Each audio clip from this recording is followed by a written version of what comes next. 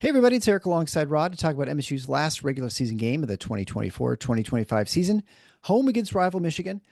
A couple weeks ago, this looked like a game that might determine a Big Ten championship, or at least if one team would win it outright. But in the end, Michigan State just lapping the field in the Big Ten, and Michigan's just kind of coming collapsing. Ever since the win at the loss to Maryland and the win at Iowa, uh, this sort of has diverged, and so now it's been pretty clear that now Michigan State just gets to have a kind of a fun game on Senior Day on Sunday. So festivities where I suspect, and then I predict my prediction, I'll bet the house on it, is that Michigan State unfurls the Big Ten championship banner after the game, and it's not upside down like it was at Illinois. So um, this is a problem. Maybe this is the game where Dusty May finally starts coaching circles around Izzo. Maybe it's next year.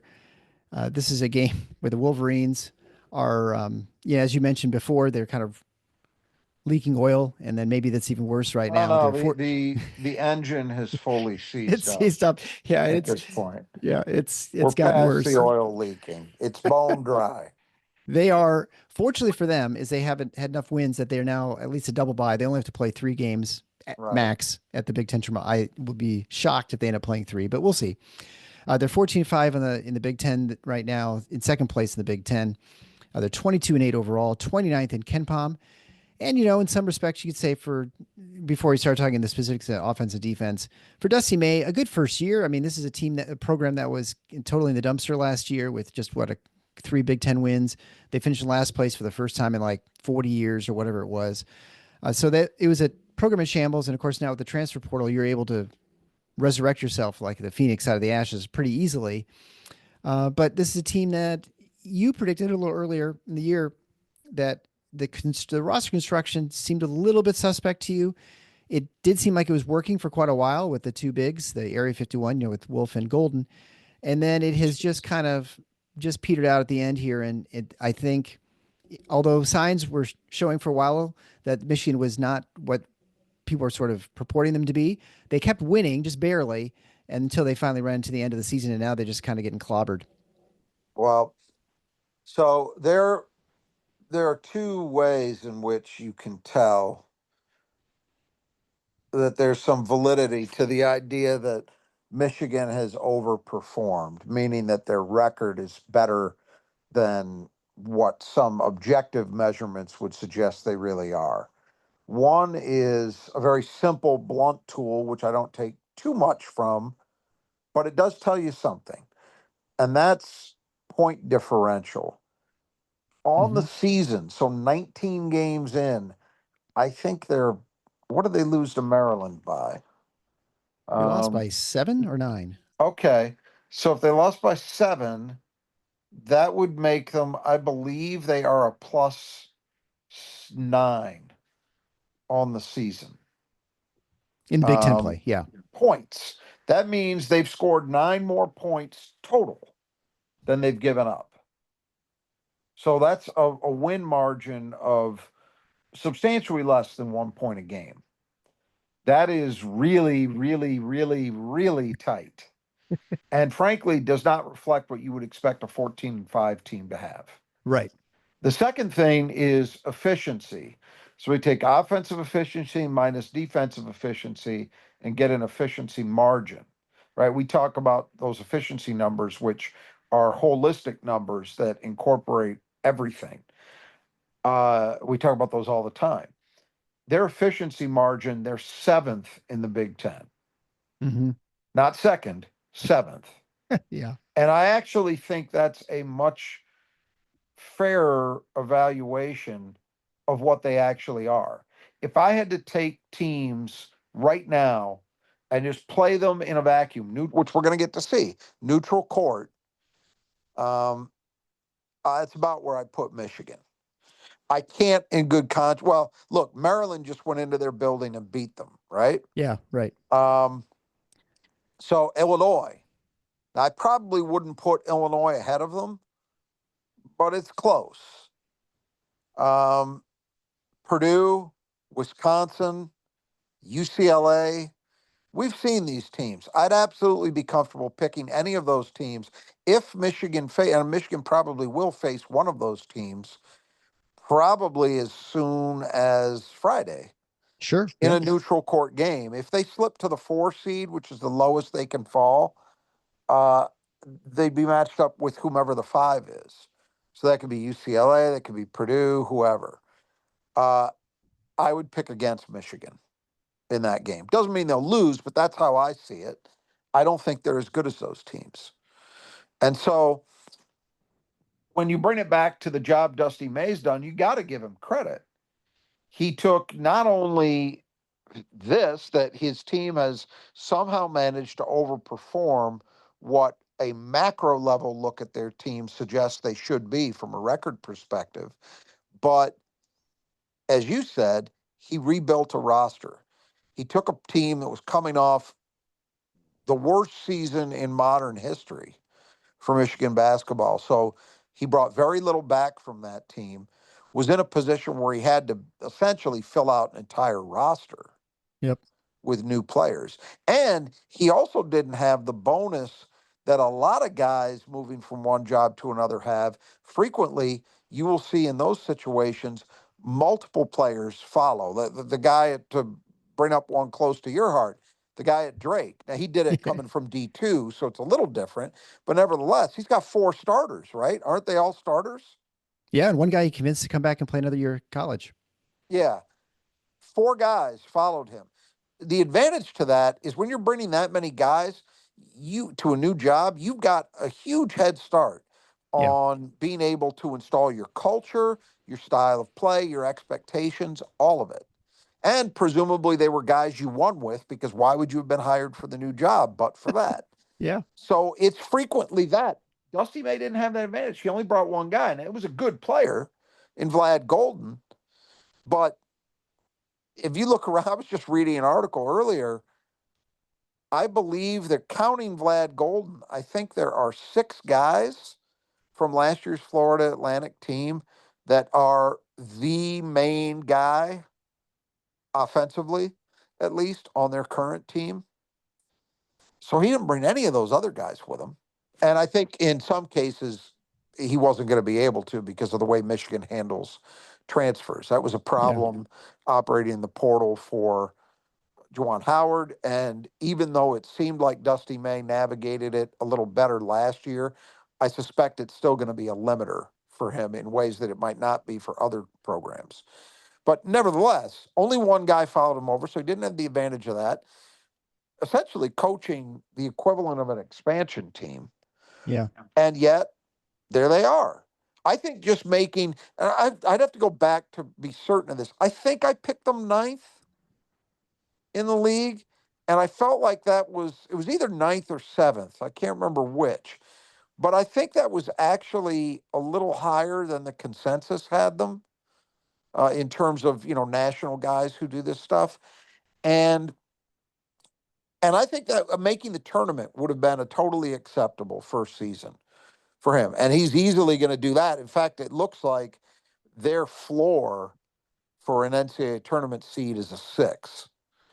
That's if they lose against Michigan State, if they lose their first round game on Friday in the Big Ten tournament, and probably if a couple of breaks with other teams go against them, they could fall as low as a 6. That seems to Hmm. be the general impression. And I think that's what Dom told us as well, was his Yeah. idea. And I've seen that elsewhere also. Look, coming into the season, if you told Michigan people, hey, you're going to be a 6 seed and you're going to finish, at least in a tie for second in the conference, they would have taken that and ran. Yep. What's made it feel a little bit disappointing is that, choose your broken down machine analogy of choice, Yeah. that they've just been crawling to the finish line. That's what makes it seem worse. But if you really look at it in totality, there's no other way to spin this other than it was a successful first season for Dusty May. It's about as good a start as they could have realistically hoped for given the circumstances. That's my take. Yeah. I think so too. It's very funny. I of course interact with all kinds of fans in the OR and lots of Michigan fans, of course. And they know, obviously with the podcast, the Michigan State basketball, the ones who are Michigan fans, they're always talking to me about Michigan basketball and, their they're tied in first place and all those sorts of things. And then Michigan State won in Ann Arbor. And now I'm not a real, I don't really give people a hard time about what they're the Michigan fans or whatever. Like, I try and be pretty straight with like we do on the show. Like I'm not, going to Uh-huh. go, I'm not just going to say I'm a Michigan fan, but I'm not going to, denigrate a program just for whatever reason. And as soon as Michigan State won, and really since, there's been complete like lack of interest in Michigan basketball. It's really stunning because it was for a while Funny. everyone's like talking. I mean, it's not How surprising, right? about that? Yeah, but Well, it is look, it is really funny. I just like now suddenly like, oh yeah, I guess we got a basketball team, but whatever. Yeah, we had a good year. It's fine. Uh, spring football. right? Yeah. Oh, they'll admit it, right? It's really funny because it's when they're at the top. Of course, it's they talk about it all the time, but as soon as they fall down, and I mean, I get it. This is a fan base, it's just the way they are, but it's just kind Well, of it amusing. should be mentioned and it should be called out because particularly Michigan State fans and alums who live in this state have to live around these people and have to interact with them by choice or by not. And it should be called out. They're not a basketball school. They're fan take no shit ever from a Michigan fan about the sport of basketball. Ever. They don't care. They are the ultimate front runners. And they don't deserve your respect. They don't. I mean, it's what you're telling me is a story that I'll guarantee every one of our listeners has experienced at some point in their Probably this lives. year. Yeah. Yeah, it's how it goes. Michigan State people, on the other hand, if you look at the last four seasons, which have been so catastrophic, did did did Michigan State fans just stop talking about the program? Did they pretend that it didn't exist? No. It's because it's a real basketball school with a real fan base. That's how Yeah. those things are measured. So it doesn't. None of this has to do particularly with Dusty May, other than the fact that I do, and I saw photos of the crowd just before the tip off of the Maryland game. Yeah. If you have not seen this, folks, it is. I I, don't know why the only thing I can figure as to why he would choose to stay there when there are other opportunities on the table is that he must just not have it in him to want to be on the firing line, to want to be at a high pressure, high profile job. And I'm sorry if that sounds like I'm slagging him, but it's the only interpretation that makes sense to me at this point. Because you look at that photo, you look at what was at stake for them. They were still playing for something in the Big Ten race. yeah. And that fan base doesn't care. No. That's Michigan basketball right there in one photo. There it is. That's what you are. So it's not a denigration of him as an individual or the kids that play for him, but it's the whole thing. It's the program. You can't take them seriously. Not on the levels that we're talking about. You could take them seriously on the basketball court with what's between the lines, but Hmm. the totality of it? No, absolutely not. They're not for real. Sorry. Call it as it is. They don't matter.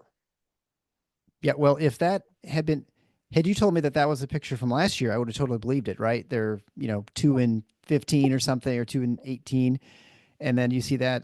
But to a team that is in second place, that's playing for the chance of a championship the next day, yeah, that's Here's embarrassing. here's the trump card because this is the truth. There's more. When they had the Fab Five there, the Yeah. most hyped, media centered team in arguably in college basketball history, they couldn't consistently sell out Chrysler. Yeah. That's a fact. That's reality. It says it all. If you can't do it then, you can't ever do it. And they can't because it's not a basketball school. It's not a basketball culture in that athletic department, in that fan base. It's just not. Yeah. Well, and like I tell people, I say that's okay that you're, just like Ohio State fans, they don't pretend to be basketball fans when I talk to them. Like I'll talk about even the team is doing well, they're like, oh yeah, I guess we're doing pretty well. It's okay to just not. It's okay to be a football school. Just be okay with being a football school, but don't try and pretend to be something else. I guess is the whole point of it, right? Yeah, All that's right. why it's going to be hard to take a lot of these SEC schools Yes, seriously exactly. Right, this in exactly. this tournament unless they flame out. It's going to be tough to take for the same reason. Yeah. Like, for as obnoxious as they can be, a Louisville, a Kentucky, obviously Carolina, Kansas. Hey, you respect those fan bases because they're real. Yeah. These football schools, no. Yeah. And you can be both. And I think, if on Sure. some level, I would say Michigan State is probably more and I think it's just the nature of just college football in general. I think Michigan State is probably more a football school. Like probably if you looked at Absolutely it is. There's no readership, it's question. probably higher in football. But there is actually a real basketball um, fandom, It's as you mentioned. it's an easy thing to measure. Do Yeah. you sell out your building? Do you travel well when you go on the road? You go to NCAA tournament games. Look, you and I experienced it, right? And you could say, well, they were 9-0. So yeah. Trust me, if Ohio State or Michigan were 9-0, they would not have had the turnouts in Los Angeles that Michigan State had. I'll guarantee it. Would not have happened.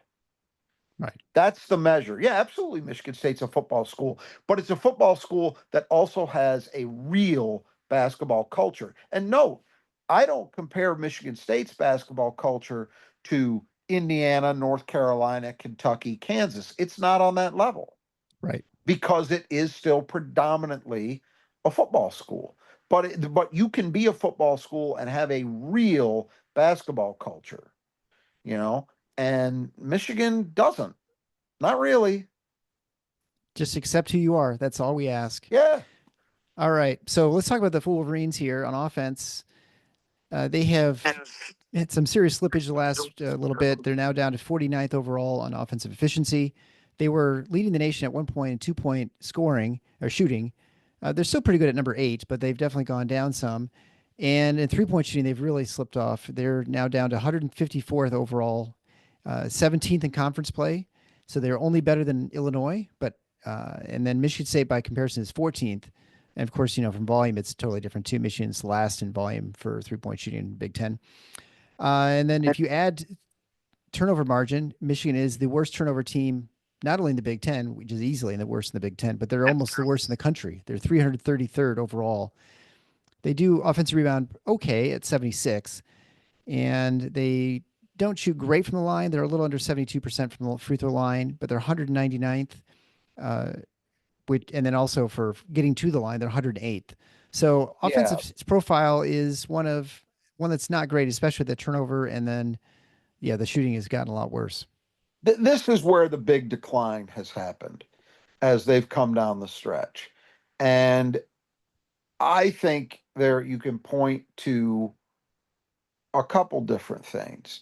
I think one very clear factor to me is the cumulative effect of the minutes Mm-hmm. that they've had to play guys. This is not a deep bench, particularly when they've had some absences due to illness or injury in this late season run.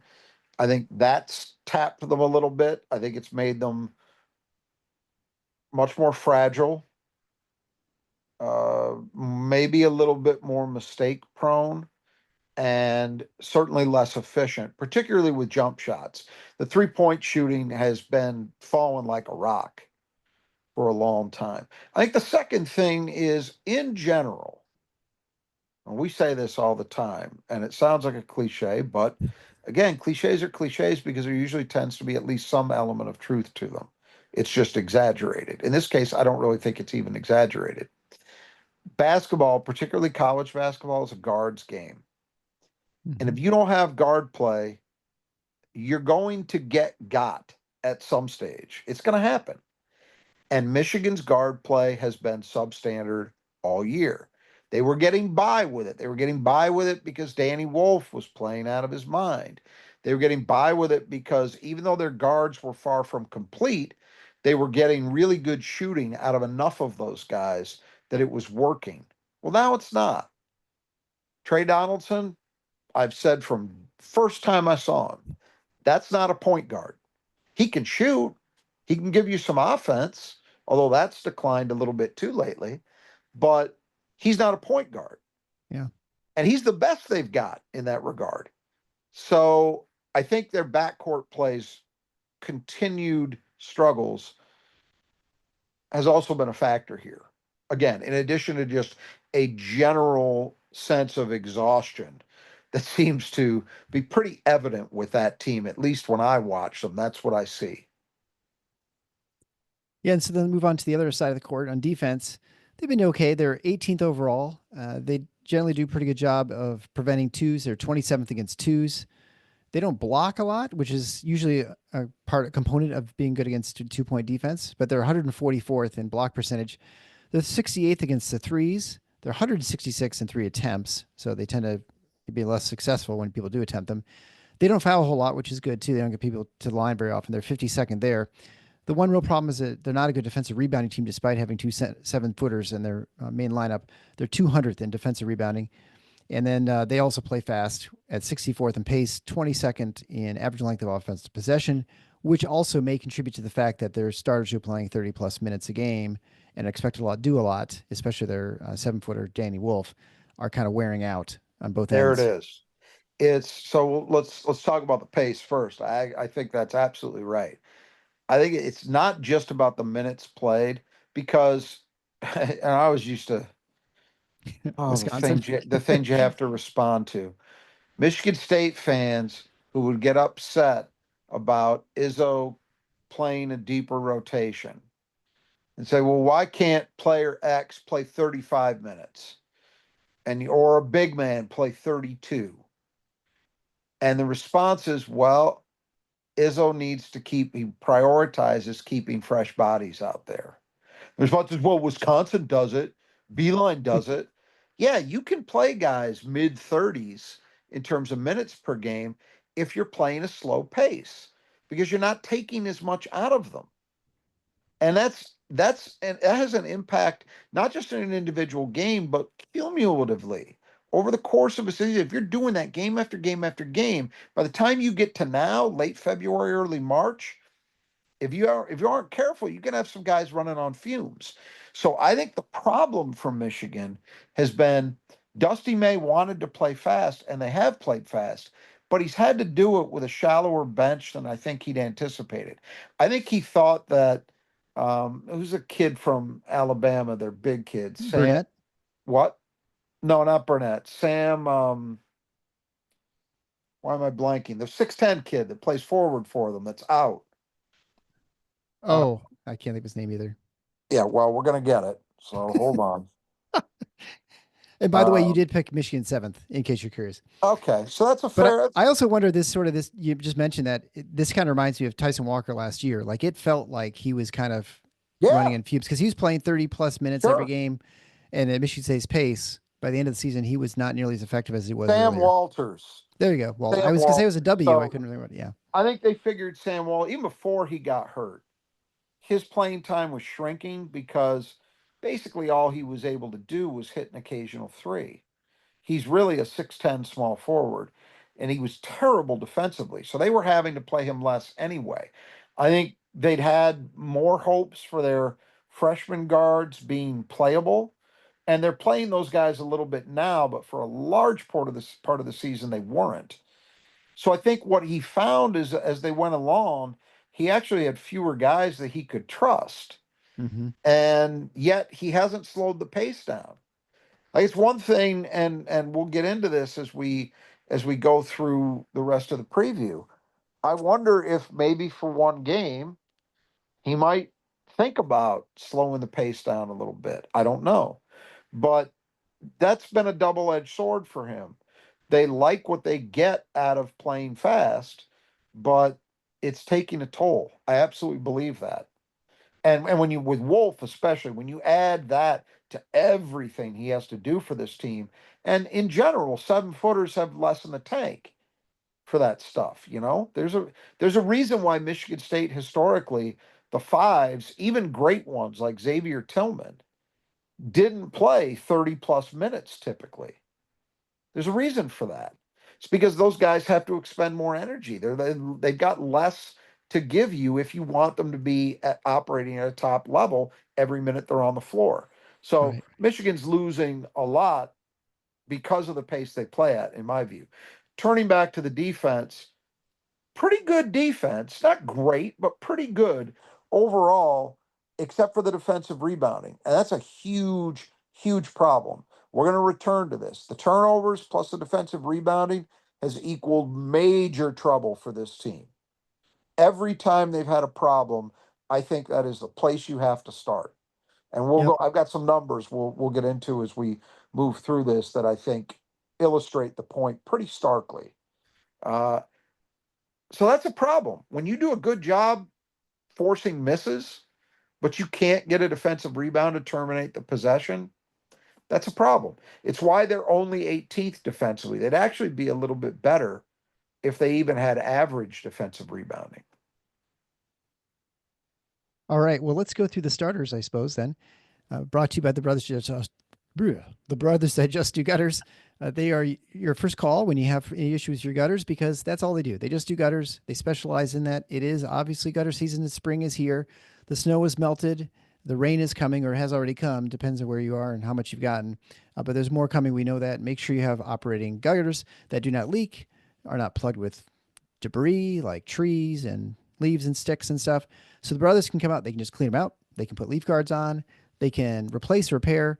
They can do kind of whatever you need to do, whether it's your house, whether it's your business, a short section, like a short run of gutter. Maybe you need a new area that has gutters, like I had over my front door that now I don't have to restain my door every year. Or maybe your business, like my wife's business, they had their gutters replaced by the brothers. Great pricing, great people, do a great job. Whether you're in the east or the west side of the state, the brothers will take care of you. You can contact either Kurt or Greg, depending where you live. You can find those links at our support page. The Final Four is on theschedule.com/support. And they sponsor a player that Michigan State needs to keep in the gutter, who Rod will tell us in a little bit after we go through the lineups. So begin with the starters. Aforementioned Trey Donaldson, 6'3 junior transfer from Auburn, averaging a little under 12 points a game, shooting 45, 40, and 68.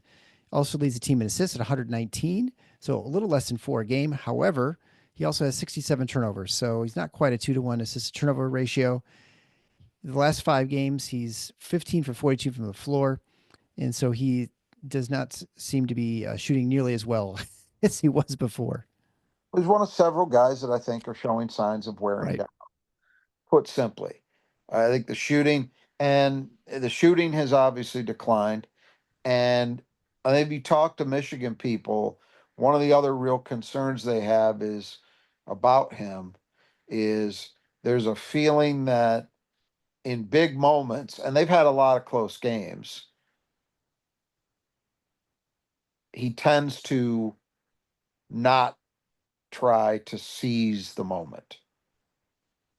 I hesitate to say it sounds a little harsher than I mean it to, but kind of runs away from the ball. That's been the knock lately on him is that he's been shy about stepping forward. That's the thing I love about this Michigan State team is no matter what, they've got some guys on that team with, to use a Bill Rafferty vernacular, big onions. Trey Donaldson, Jace Richardson, Jeremy Fears, those guys don't care. They are coming for you, come hell or high water. And not everybody has that. And that's been a little bit of a knock on Donaldson as we've gotten later into the season. As I said, even with this slump lately, those are still really good shooting numbers. He's a capable shooter, and he's also got a decent floater when he penetrates into the middle of the lane. I don't think he's a great finisher at the rim necessarily, but he's okay there. So he's a guy who can give you some punch offensively. I just think he's miscast as a point guard. Mm-hmm. I think he'd be just fine if he was your secondary guy. Playing kind of a, I don't know, somewhere around a Jaden Akins role for a Sure. team, where you're not asking him to be the primary creator, but he'll have the ball in his hands. He'll make plays for people sometimes, but you're not asking him to be the primary guy. I think in that role, he'd be fine. So it is going to be interesting, I think, to see, Michigan's got Trey McKinney coming in. I think that's kind of descriptive of Trey McKinney, too. I've seen people suggest they think he can be a point guard. I don't buy that at all. But, he's another guy that can do some of those same things that Donaldson can. He's a little bigger. I wonder if they'll go out and they'll try to find a point guard in the portal. It'll be interesting to see. Yeah. Well, it's portal season will be roster season, I guess we put it. It will be Coming interesting up again. before you know it. Yeah, right. I And maybe actually for some teams sooner than they want, right? I think. on that note, I don't think there's anything to this just yet, but I did find it interesting. There was a poster on the Spartan Mag board who was at the game at Carver Hawkeye last night, and he said that before the game, and we know what does Tom Izzo typically do before a game? He usually comes out, grabs a seat, watches the opponent warm up, right? Yeah, and he does a lot of socializing, I would say too. He does. Well, he did a lot of socializing last night with Yeah. Owen Freeman. And I mentioned before, Michigan State recruited Owen Freeman. They offered him, they recruited him out of all, he's a kid out of Ohio, I believe out of, no, Illinois. I'm sorry, out of Yeah, Illinois. he's just across the border. Yeah. Yep. And they wanted him and didn't get him. I think Ohio State was in the mix on that one too. Mm-hmm. Well, there is scuttlebutt that, oh, and by the way, it wasn't just with Izzo. He was also horsing around with the players because he knows a lot of those guys. Sure. Yeah, he did Recruited recruiting by trips. Michigan Yeah. State, so he spent time with a lot of those players. There is scuttlebutt that he's going to enter the portal. And that would be interesting. We don't know yet what Michigan State's roster situation looks like. I would say this, he he'd fit in just fine offensively and rebounding. Defense, ugh, Yeah. be a I agree. long road to hoe. But you know, you never know. So I'll just put that out there, just a little tidbit. We'll see if anything develops from there. But yes, roster season is coming right down the pike, whether you Well, want it or not. speaking of roster season, Roddy Gale, 6'5" junior, transferred from Ohio State, rival Ohio State, averaging a little under 10 points a game, a little under 4 rebounds a game, shooting 43, 20, and 78. Although that 20 is very generous because he is only shooting 9% in conference games from three. He's only, 3 of 34.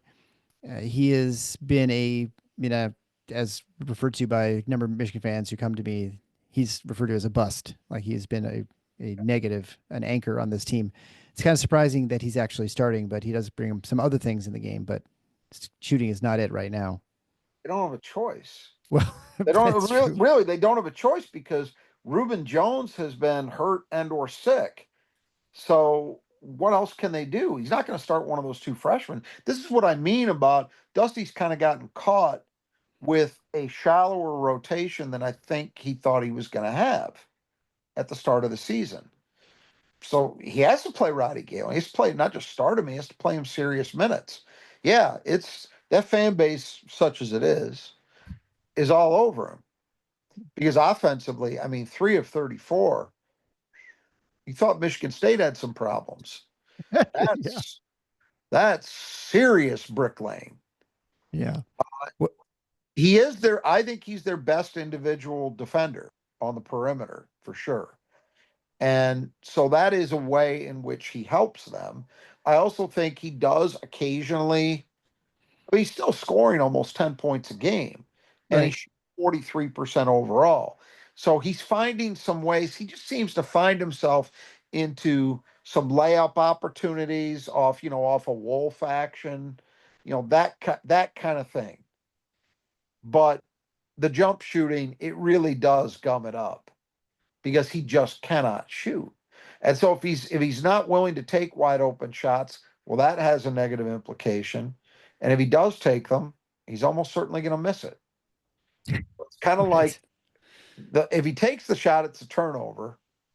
And if he doesn't take the shot, you're behind the eight ball in terms of generating a good look. Yeah. Yeah, he's definitely become the whipping boy. I mean, every team has one, Yeah. and Michigan State has been sort of shifting throughout the season. I think right now it's Booker, but who knows what it'll be in a couple weeks from now. All right, so moving on to Namari Burnett, 6'5" senior, transfer originally from Alabama. He's averaging 10 points a game, 3.5 rebounds a game, shooting 49, 41, and 76. I would say he's the guy who is a threat from three on the team, and he's the one who kind of kept Michigan in that game against Maryland for a little while. But he's has not been quite, I think, as much as they'd hoped that he was going to be, I guess is maybe the fair way of putting it. Overall, Yeah. yeah, I think that's fair because remember, Namari Burnett, I believe, was a McDonald's All American. out of Right. Chicago, started at Texas Tech, only I think did a year there, went to Alabama, and was a key component. I don't remember if he was starting or if he was a key reserve, but he was a major part of their rotation for that team a couple of years ago that was ranked number one with Brandon Miller as the headline guy Mm-hmm. that flamed out before they got to the Final Four. But on a very good team, he was a key component.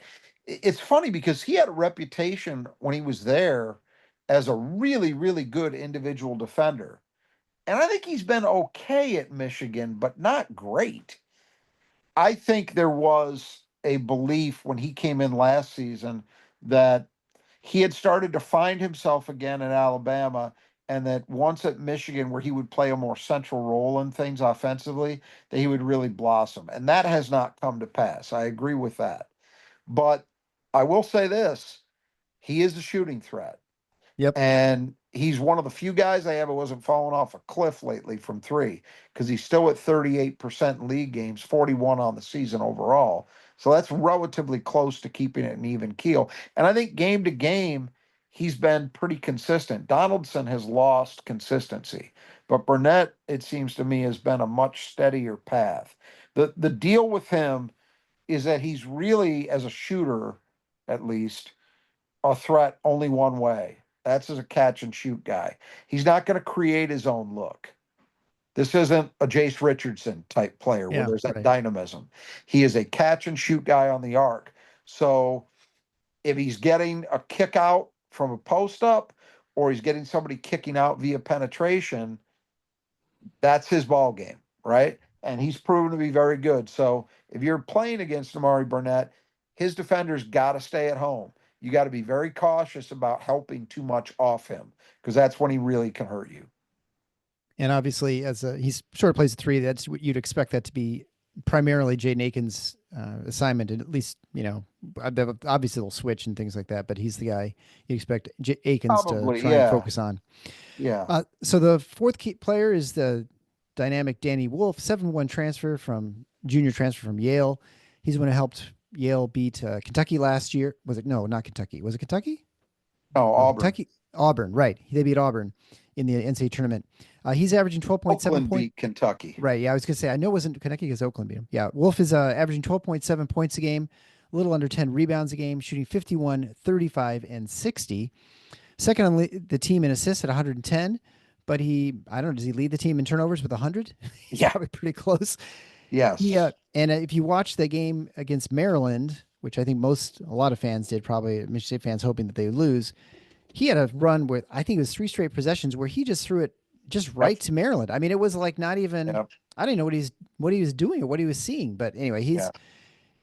he's definitely an example of a guy who looks like, I mean, he starts the game within about 5 minutes. He looks like he's beat, like he's just so tired. I think He's that good. it is fair to say that fatigue has shown up with Danny Wolf. That doesn't mean that he's not capable of still doing damage. You mentioned the Maryland game; he had all those turnovers. It was terrible. He also led them in scoring with 20 points, Yeah. so he can still do some things.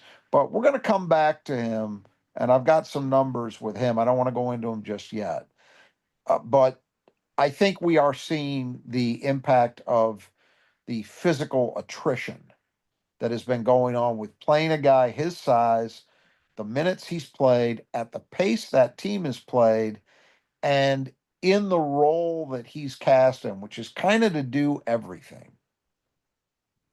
And then finally, we have Lod Golden, 7-foot senior transfer from FAU. He followed May from FAU. He's the one guy who he brought with him, and he's actually playing really well. He played a really good game against Maryland, I think, for the most part.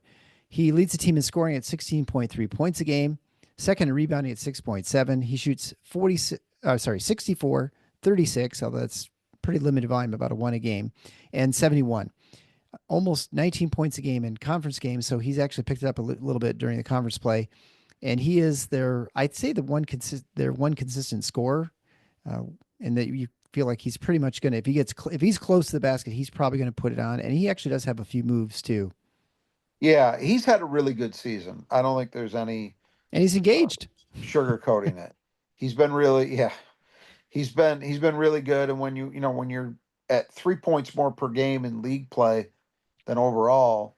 Obviously, he's the one guy, and it's interesting that he's the 5 man, and he's actually held up.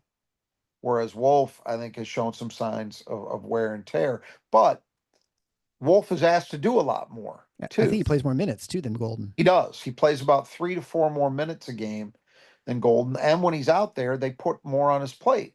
Yeah. Golden's got a pretty consistent role, which is stay around the rim, get some stuff done off pick and roll if you can find those opportunities.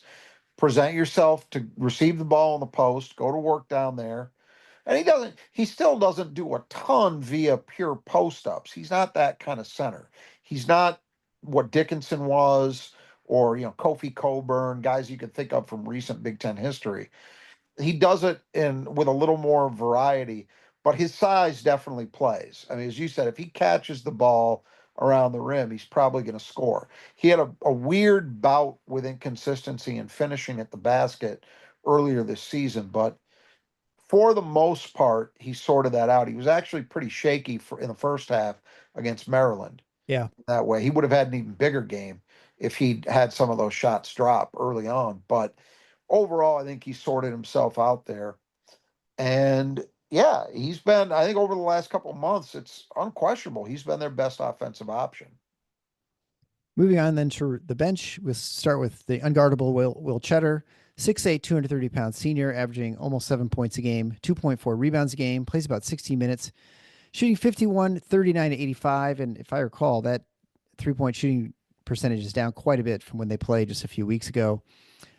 He is he's really the only holdover from the Juwan Howard era who plays any minutes. Burnett. And Burnett's the other one. oh yeah, but sorry, Burnett. I keep forgetting. But I guess Cheddar's the one who was actually recruited by Howard. So Yes. Out of high school. Yes. yeah. So Cheddar is he's just not very good on defense, and he is definitely a guy you don't want to leave open on the perimeter. But I feel like that's about the only thing you need to worry about with him. Yeah, I mean, a bit over half his shots come from three. So Yeah. that's really, now he'll occasionally get some stuff on slips off pick and roll where I've seen them do that with some frequency. That works to occasionally get him some production, but primarily his role and his benefit to this team offensively is via his ability to stretch the floor. But man, on the defensive end and as a rebounder, he tends to give up a lot. And that's the trade-off. When he's on the floor, yes, you're getting some jump shooting, but you're also giving up a lot in these other areas. And so game to game, you just don't know how is that going to balance out in totality. Are you getting more than you're giving up is really the question. But they don't have any other options because he's it. Like, especially with Walters out, Cheddar's it. Like, he's the only guy with size that can play. And again, with big kids, you can't run those two starters out there 40 minutes a night. It's not going to work. So No. what choice do they have? They got to play Cheddar. Well, we saw this with Iowa last night that they went pretty small. Now they're a little bigger than Michigan, at least they've got a little bit more size, but still Michigan's probably going to go pretty small. They might even have Cheddar at the 5 with no one else with any size outside of like 6'5" or something like that. Possible. Yeah. They'll try to minimize that. But Well, yeah, for sure. Then moving on to Reuben Jones, 6'5" senior from North Texas, as you mentioned before. He's struggled with the flu, basically. He's gotten really sick, lost a lot of weight. He's only averaging about 3.2 points a game on 34, 25, and 67 shooting, playing about 20 minutes a game. And how much he plays or contributes and how effective he is has been a struggle, I guess, recently. yeah, the shame of it is for him that he just seemed to be starting to find himself offensively before he got sick. And so he's played in the last couple of games. He's come off the bench. I suppose it's possible they might feel he's recovered enough that they would start him instead of Gale. I wouldn't rule that out. But for now, since he hasn't started since he's come back, I've Right. got him here. I think it's fair to say that this one has been, you mentioned Roddy Gale being talked about as a bust. Reuben Jones has been a disappointment too, because they were really high on him. He came from North Texas, which was a conference opponent of FAU's. So Dusty May had seen him a lot. Right. And all the talk after, oh, this guy is a defensive jack of all trades. He can guard 1 through 4. He can play some point guard. He's a decent shooter. Well, none of the defensively, he's been okay. Although he hasn't been the lockdown defender I remember hearing he was. Everything else, everything offensively has just not had. He's no kind of point guard. His shooting numbers speak for themselves. Yeah, it's been a struggle, and this is what makes the portal so tough. Is this kid played really well at North Texas? Yeah. And that's not a that the American is not a huge step down. It's not like you're taking somebody from the MEAC or something. Right. If you produced at that level, it's reasonable to expect that you would have a chance to be a decent Big Ten player. And you just don't know. You don't know from year to year, guy to guy, what's going to translate up and what won't. And in his case, I would say it really hasn't worked the way they expected it to. Next, we have LJ Kason, 6'2 freshman. Didn't play quite a bit, but he's definitely worked his way in the rotation a little bit recently. He's averaging about 4 points a game, 39, 24, 83. I would say also he does not lack for confidence in his 3-point shot, so you'll see him launching a couple of them for sure. Yeah, and the big issue here is that he just is not up to speed defensively. So when they have to play him, look out because he could get taken advantage of. And in a matchup with a team that has the kind of guards that Michigan State has, that's got to be very much a concern. How many minutes can they get away with playing Kason for? Because he can give you, even though the shooting numbers are not good, he is capable, as you say, that confidence shines through. And he is capable of occasionally hitting a three. Mm-hmm. He could do that. They were really high on him at the early part in the early part of the season because he had some big performances, I think, in an exhibition game or two, might have even carried over to the first regular season game or two. And then it got to the point where there was a long stretch in conference play. He wasn't playing at all. Right. And more recently, he's gotten back into the rotation, but it's in kind of a limited way. I think they're still optimistic about his future, but he's got a long way to go defensively for sure. And then finally, we have Justin Pippen, son of Scottie Pippen, 6'3 freshman, 1.6 points a game on 28, 28, and 83 shooting. Plays about 7 minutes. Yeah, similar deal to the Kason story where he's a freshman who clearly just isn't ready to play major minutes on a good high major team. Doesn't mean that he has no chance to develop in the future. And I think he's a guy they think might have some point guard in his future down the line. You haven't really seen great signs thus far, but that doesn't mean it won't come eventually. For this year and the purposes of this game, they'll probably try to steal a segment or two of this game with him on the floor, and that's about it. Anything you get from him offensively is a bonus. I want to All say right. he hit a three against Michigan State in Ann Arbor, I I think. think so. I think he did. Yeah. Yeah. So they stole one. Yeah, this is one for the year. All right. So for the players you went through, who would you say is Michigan State's player to keep in the gutter?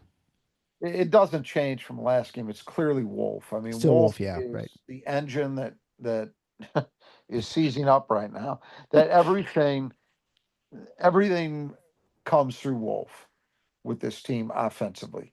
He's also their best defensive rebounder, which is an area they otherwise struggle in. I would say he's probably their best shot blocker. And just overall, he's the guy that makes it go.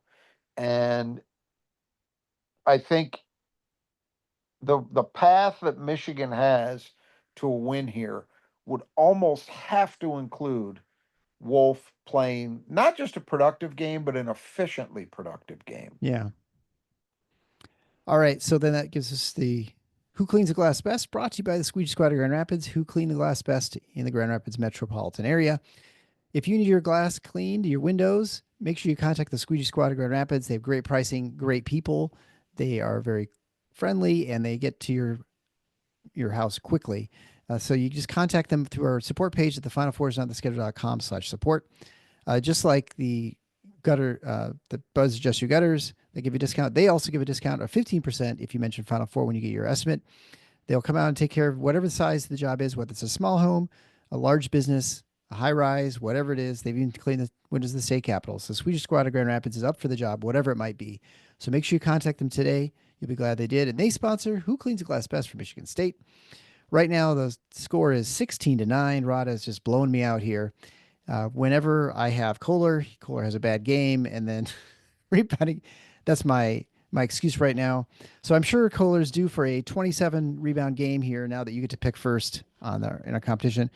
My wife's already looking for ways for me to change the competition so I have a chance next year. So it's very kind of her. Yeah, we're gonna go with Jackson Kohler. Yeah, Kohler, of course. And I'll obviously go with Cooper. He's always the obvious second choice. And then it's just random, and I'm certain that whoever I get will end up in foul trouble or something will happen to them. So hopefully not that won't be the case. I'll just go with Richardson because he's been productive from the rebounding standpoint the last few games, and he's obviously starting getting more minutes. So I'll go with him. Okay, I feel like I'm left with a uh, a I choice already wrote between I already wrote it down just so you know. So go ahead. three guys. One less so. Zapala probably not likely to have as good a game. So he's worth mentioning because he's a big, but I'm going to dispense with him. So to me, it really comes down to Carr and Akins. And I put Akins in there because it's senior day. Mm-hmm.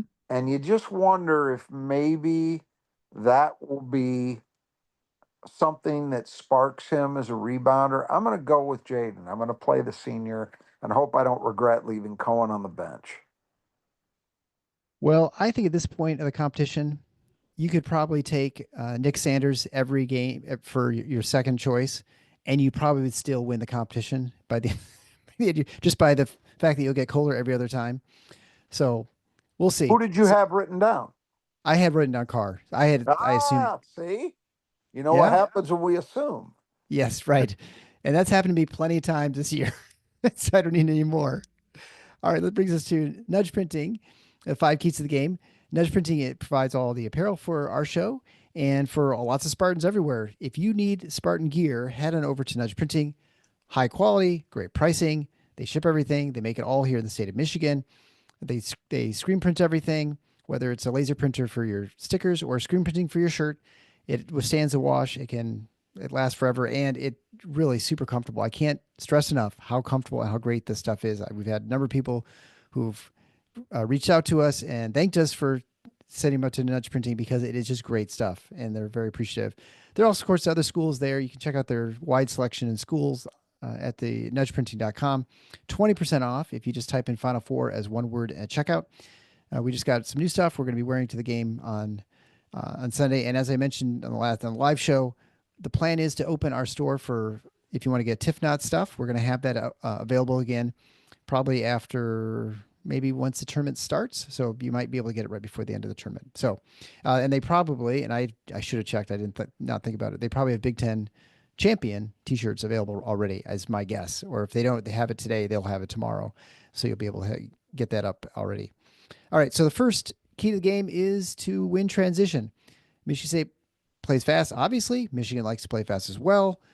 Michigan State is one of the best fast break teams in the country, and the last thing you want to do is play a lot of half court with Michigan against their zone if you don't have to. Yeah, I think it's to Michigan State's advantage that this is a fast-paced game. Not only because transition offense is, of course, as we all know, a big part of what they do, but also because a fast-paced game has an impact on the energy that your team is able to play with or not in the last 8-10 minutes. And we definitely saw that show up in Ann Arbor, I felt. And we've seen it show up consistently. These second half dominations, and particularly at winning time, the last 5-6 minutes of a game, they're not happening by accident. It's a Right. result of this. It's Michigan State's depth and the pace at which they're able to get the game to be played in. So it does occur to me, and I mentioned this a little earlier, might Dusty May decide to try to shrink the game, meaning play slower paced, make it a lower possession game, and figure that he gives himself a shot with guys that'll have a bit more in the tank down the stretch if he goes at it that way. I doubt it, because what I'm talking about when I say that is both ends. So Yeah. that would mean that Michigan makes a decision to run offense when it has the ball that takes a little more off the clock. I doubt we'll see that because it's not what they've done all year. And there's nothing really. Let's put it this way: there's relatively little at stake for these two teams. Like Michigan's case, maybe you got to worry about a seed line here, Yeah, yeah, but but there's nothing. Let's put it this way: I don't think there's any damage that can be done in this game that can't be undone by a win in the Big Ten tournament. sure. So when you think about it from that perspective, how much does it really matter to start throwing out weird wrinkles that, yeah, it's a rivalry game and maybe that's enough. But I don't know that I believe that he fully understands the rivalry yet. I think he got a taste of it, but this is going to be a very different deal than what he saw. What he saw in Ann Arbor was, some Michigan State fan turnout to be sure, and he had to deal with Michigan State's team. Now he's getting Michigan State's team and the Breslin Center celebrating a Big Ten championship. He's never seen anything like what he's going to see on Sunday afternoon.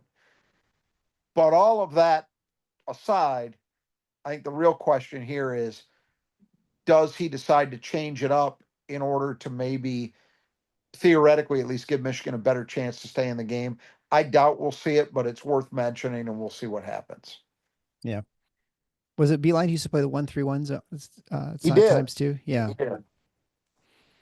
All right. Speaking of zone, number 2 key to the game is zone offense. Michigan State has not been great against the zone consistently. They've had times when they've been able to pick it apart. And then when they kind of run a little bit too slow and too passive, then they get into 10 seconds left before they've done anything in the offense. So, Michigan plays a decent amount of zone. So you expect for Michigan State, it's going to have to be able to attack the zone well. Yeah, I think last night a real key, and actually I read this today on the Spartan Mag board. Paul Conondike, I think, mentioned it. He was absolutely right, and we should have emphasized it more than we did. Part of Michigan State's, I think, in retrospect, you could say part of Michigan State's troubles in dealing with the zone in the first half were a result of Jeremy Fears getting into early foul trouble. He only played 5 minutes in the first half. And we saw it noticeably turn around in the second half when he was on the floor. I thought he was by far their best weapon at getting into the middle of that thing and making things happen. I thought he was really good. And so hopefully that he will be able to have an impact. Hopefully other guys will be better too. Uh, I would expect that Michigan will play some zone. They did in Ann Arbor. Michigan State actually played pretty good offense against that zone. And it felt to me like Dusty May figured out he had to get out of it. We've mentioned they're actually a pretty good defensive team this year in every way except rebounding. Well, at least in theory, although we haven't seen it manifest in practice, playing against the zone should create more offensive rebounding opportunities. And we know Michigan State does very well there. So I think that's part of the reason why he's maybe a little reluctant to go full tilt with the zone. I think the other thing was Michigan State dissected it pretty well. They attacked it pretty well in the first game. The nice thing about it from a Michigan perspective is it could be one way that they can keep the pace at least a little slower and allow their guys a chance to conserve at least a little bit of energy. I don't think it's enough. I think they'd have to willingly, as we said earlier, choose to play a little slower offensively too, for that to not be a factor at all in terms of the energy expended, right? Yeah. But I think from an MSU perspective, you want to see the ball getting into the gaps. You obviously want to see some shot making, but you also want to see stuff at the rim. You want to see them break that thing down, get into the middle, force it to contract, and that should open up easy opportunities at the basket if they're able to do that successfully. All right. And so the third key to the game is scoring chance deficit. So this is a unique one for a key to the game and one that I think you've mentioned before the last time Michigan State played Michigan, and it's become more apparent or I guess more important or more obvious, I guess, since then. Well, so here's the deal. In my view, this has been the bellwether for Michigan all year long. They've taken 8 losses this year, in 7 of overall and 5 in the conference. In 7 of those 8 losses and all 5 in the league, they've operated at not just a deficit, a significant deficit in scoring chances. So what do we mean by deficit? It's very simple. It's the turnover differential and the offensive rebounding differential between the two teams. So if Michigan's got 5 more turnovers than the opponent and they gave up 2 more offensive rebounds, they're operating at a -7 in scoring chances because that means the opponent got 7 more chances to score than Michigan did. All right. I think it's undeniable that this has been a problem for Michigan. Now, just because they're at a deficit does not mean that they automatically lose the game. They've won some games where they've had a deficit, but that's the problem. It shrinks your margin for error so much that you've just got to be killing it, shooting the ball, or you've got to really be just locking the other team down and not caring that they're getting second chances to score because the opponent still isn't shooting it well enough to beat you, you know? And they've done that on occasion, but not usually when they've got big deficits. Usually where they've managed to win, it's been a game where maybe they're a -2, something Right. like that. But look at it in the conference losses. So again, we're talking about the differentials between turnovers and offensive rebounds of both teams. Against Maryland, they were -10. Illinois -9. MSU -11. Purdue -11, and Minnesota -7. Those are huge, huge gaps. You see what I mean? If you Yeah. get 10 fewer chances to score than Maryland, if you want to win that game, you'd better be lights out. Lights out. And that Maryland isn't. Yeah. Right. Because you're starting in the hole. And that's a problem. So against Michigan State has had occasional turnover problems. They're a mediocre team in terms of turnovers. Michigan is a definitively horrendous team in turnovers. Rebounding, Michigan's an okay offensive rebounding team. Michigan State's a great defensive rebounding team. I don't expect Michigan to have a huge game in that area, but at the other end, it's a very good offensive rebounding Michigan State team against a bad Michigan defensive rebounding team. Yeah. If this game holds to form, you would expect another significant scoring chance deficit that will cut in Michigan State's favor. All right. And so the fourth key to the game is the wolf. Yeah, and we've talked about it at some length today, right? Yeah. Seems he's wearing down a little bit. Now, I would say in the first, looking back at the first game between these two teams at Chrysler, he had 11 points. He was 5 for 11 shooting, so not great, but not horrible. He did have 8 assists to 2 turnovers. He limited the mistakes. So he wasn't bad against Michigan State from an efficiency point of view. I would argue they probably needed him to do more as a scorer, Yeah. and they didn't get that. He and just didn't get that done. But in the 4 games since they lost to MSU, he's been in single digits in scoring twice. One of the other games, I think he had 10 points. It was really only the last game against Maryland where he had 20 that he's actually had a productive game scoring the ball. And he's had in those 4 games 11 assists to 15 turnovers. That's a problem for your primary playmaker to be negative in assist to turnover ratio. I would think that MSU is going to be following roughly the same script, at least to start with, that we saw in Ann Arbor. They're going to run a variety of guys at him. You're going to have Kohler on him, Cooper on him, Booker on him, Carr on him, maybe even a little bit of Fiddler. I Yep. want to say all those guys got their turn on him at various points in Chrysler. And I would expect to see the same thing here. The one thing that I didn't see in that game that, and I'm just talking for myself, Tom Izzo may have completely different ideas and he knows best. But I've said this before. My observation has been when opponents are able to get into Wolf a little bit, meaning high ball pressure on him, I think that cuts in the opponent's favor because I've seen Wolf struggle with that a little bit. The guy who's best equipped to do that, of course, is Cohen Carr. I think it's hard to expect Kohler or Booker to do that, but Cohen Carr can. So I don't know how many minutes Cohen's going to see against Wolf, but when he's out there, my personal preference, I would kind of like to see that because I think you could force him into some mistakes, especially given as we say, he seems to be wearing down.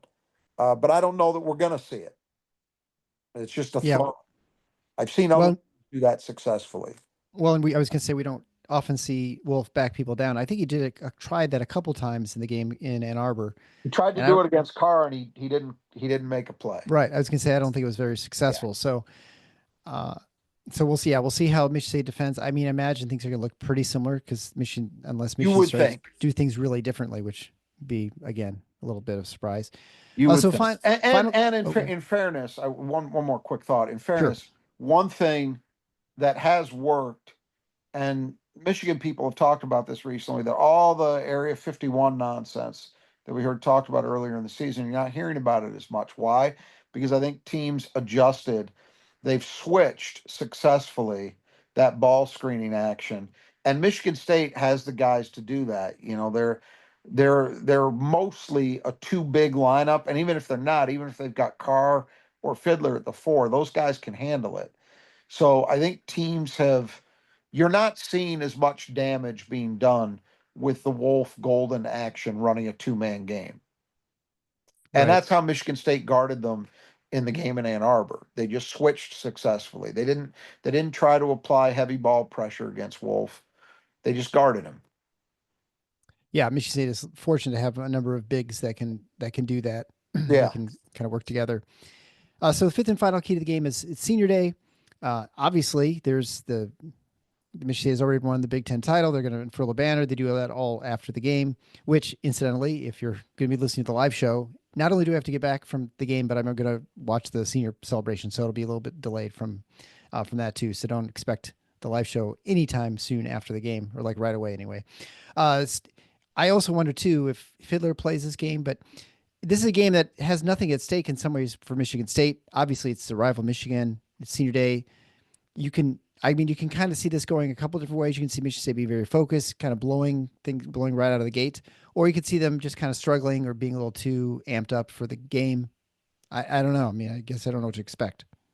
I just want them to send these guys out the right way. And Yeah. in particular, Jaden Akins, because, you know, Zapala, and we don't, there's some talk that they may attempt to, I think they're going to attempt actually to receive a waiver for him, might allow him to come back next year, but we don't know with him. Fiddler definitively, I think, is done.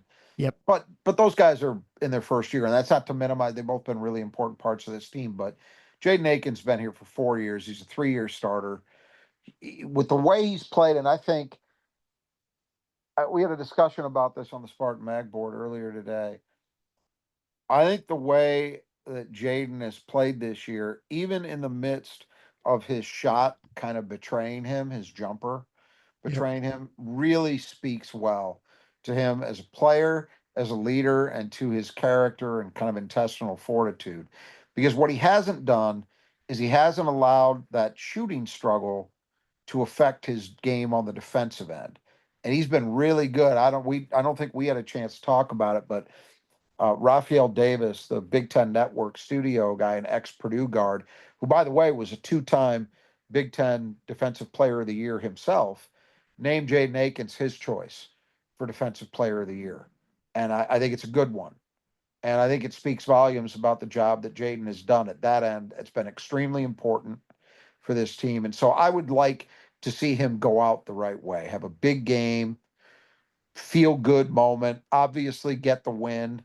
You don't want to go through the celebrations for the seniors and the raising of the banner and all that in the aftermath of the loss. We've seen that before. I vividly remember 2012, where they lost a Right. slugfest to Ohio State, made for and ended up with a three-way tie instead of an outright championship. And that was obviously really hard to take. And those guys were, glum. But for the most part, Michigan State has taken care of business Yeah. senior day. And if I remember correctly, I think they're 2 for 2 against Michigan. I mean, I definitely remember obviously the one in 2000, and then you remember the one in 99. I don't know if there have been any others, but those are the two that leap immediately to mind. I think they Um, played him recently. Did it with Winston? Did they not finish the season that's against what I said. Michigan? I didn't mean 99. I'm sorry. 19, I meant. Oh yeah, yeah, yeah. 2019. Right. Yes. That was the second of the three in the three-peat. But yeah, you just hope that what normally happens for Michigan State is what happens in this one. And I'll say this: what's cool about this, like if it was anybody else, if this was Northwestern, you'd be a little bit worried about, well, they've won this. Right. Yeah, They really exactly. haven't. Yeah. Thank God it's Michigan, Right. because there's no excuse for not being able to find it in yourself to rise up and give 100% against those clowns. So I would think we've got a pretty safe bet that we're at least going to get really strong effort. We don't know about execution, but we're going to get effort. Yeah. All right. Well, I think we'll leave it there. We'll be back, like I said, live after the game. If you have not had the opportunity, make sure if you like the show and support us, you can go over to our support page. Not only find a response to the show, some other deals, but it's at tffinots.com/support. You can become a regular or one-time supporter of the show, just with the various links to PayPal, Venmo, et cetera, et cetera. And then I guess my last game. It's always kind of sad you get into that point, but what a year it's been. 19 and not 19-5, sorry. 25 Six and 5. six well, yeah. I was going to say 16-3 right in the Big 10. I don't think either of us, certainly when they were they're 9-3, was that right? The nine no, Yeah. 9 10-3. 10 and 3. They're 10 10 and and 3. 3. I think that they would be at the opportunity to go 17-3, like a realistic chance of being 17-3. I mean, even when they started this 7-game stretch, I don't think either of us really thought they're going to get through all 7 games. I mean, there are plenty of places No. to stumble, and the fact that they've pulled this off and really just made it an easy sort of win for the Big Ten title has been super impressive. And this team continues to surprise me in that sense that they have whatever it is, they have it this year, and you just kind of hope that they keep it rolling. And this team makes me feel confident that they're going to continue playing well. And I know I hear the guys like Graham Couch saying, they have nothing to play for the Big Ten tournament, that they're just going to kind of, lay an egg. The best thing you could do is to lose, all that sort of thing. I know that's not how Izzo operates. I know he's not like the end of the world if they lose a Big Ten tournament game. That he probably feels more that way at NCAA just because it's the finality of it at the end of your season. But this team is, although I think they have all kinds of challenges at the Big Ten tournament potentially, which we'll talk about. This team gives me no reason to think that they can't just keep winning. I Yeah. Why not? I mean, you look at that game last night, and it's hardly the first time we've seen it. They get challenged and they respond to a challenge. And they did that honestly, even in the losses, right? Yeah, So the two games we saw in person, USC and UCLA, particularly UCLA, there were points in that game that it felt like it might get away from them, and they fought back and made it. UCLA led for the vast, vast majority of that game. But late, Michigan State made a push and gave themselves a chance to win. Just came up short on a fortunate bank shot that UCLA hit to beat them. The USC game, they didn't play well, but they never let USC really get away from them per se. right. They hung in there. Indiana kind of got away from them a little bit, and then Michigan State down the stretch played pretty well and stretched that game out and made it tight. Like actually put Indiana under some game pressure at the end. And those are the losses. The wins, God, it's too numerous to name where they've done that. Last night being just the latest example. So Yeah. I like this team's heart, obviously. That's a fairly uh, obvious statement to make. And their ability to make plays happen at both ends when they need it. For a team that people have questioned whether they had a go-to guy and the shooting and this and that, boy, they seem to have a knack for making big plays and big moments. And getting Yeah, runs too when they need them. I mean, I right. think that's Stringing those big plays together. yeah, Absolutely. They do it again and again and again and again. So I'm with you. I understand people. I think it comes down to superstition more than anything else. Really, for sure. that Yeah. I don't want them to go in on a long winning streak into the big tournament. So I hope they lose a Big Ten tournament game. Okay, well they may lose one. We don't know.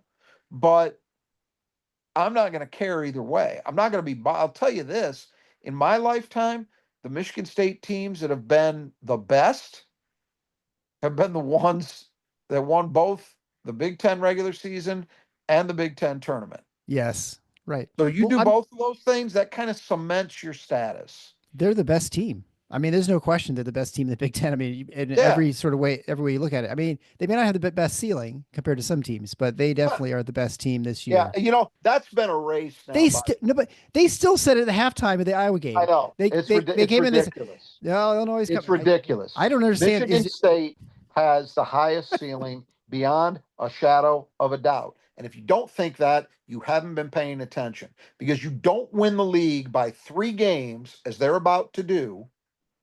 Hint, hint, as to what I think is going to happen on Sunday.